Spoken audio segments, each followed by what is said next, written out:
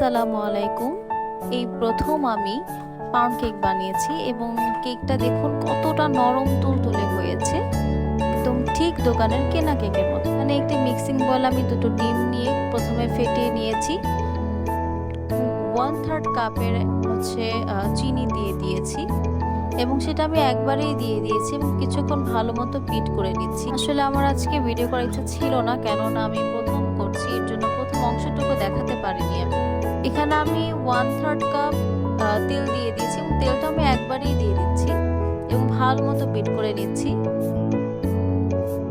যখন বিট করতে করতে এরকম একটা স্মুথ ব্যাটার আসবে, তখন এর মধ্যে আমি চেলে রাখা 1 কাপ ময়দা এবং 1.5 চামচ বেকিং পাউডার অর্ধেক দিয়ে দিচ্ছি এবং আমি এটা পুরো একবারে দিব না, এটা দুইবারে দিব। একবার দিব, ভালো মতো সুন্দর করে মিক্স করে নিব এবং এখানে মিক্স করার সময় খুব সাবধানতা অবলম্বন করতে হবে না। এখানে আমি 1/3 কাপ জাল করা দুধ দিয়ে দিচ্ছি এবং সেটা আমি গিয়ে যখন কিছু কিছু করে ময়দা দিব, তখন আমি কিছু কিছু করে এই দুধ দিয়ে সুন্দর করে মিক্স করে নিব এবং এটা ক্রিম কেকের মতো ঘন হবে না। দেখুন এটার ব্যাটারটা খুব ঘন কিংবা খুব পাতলা হবে না, এরকম একটা স্মুথ ব্যাটার হবে। আপনারা দেখতে থাকুন।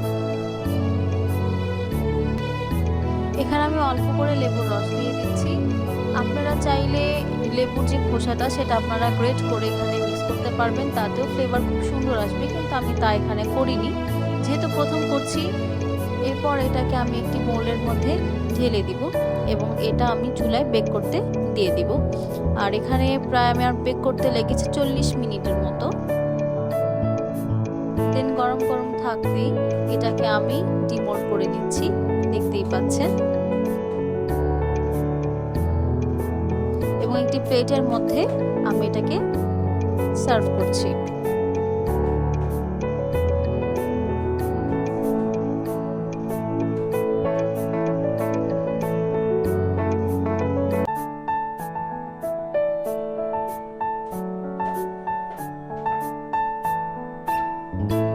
তো দেখুন এটা কতটা সফট হয়েছে এবং আমি এটা আপনাকে কেটে দেখাচ্ছি কতটা সফট হয়েছে। এভাবে করে যদি আপনি বানান তাহলে আপনাকে দোকানের থেকে কিনে খেতে হবে না, কম খরচে ঘরেই বানিয়ে নিতে পারবেন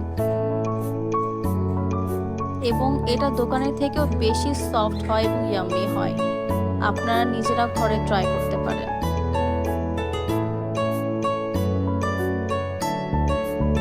তো আজকের মতো বিদায় নিচ্ছি, আল্লাহ হাফিজ।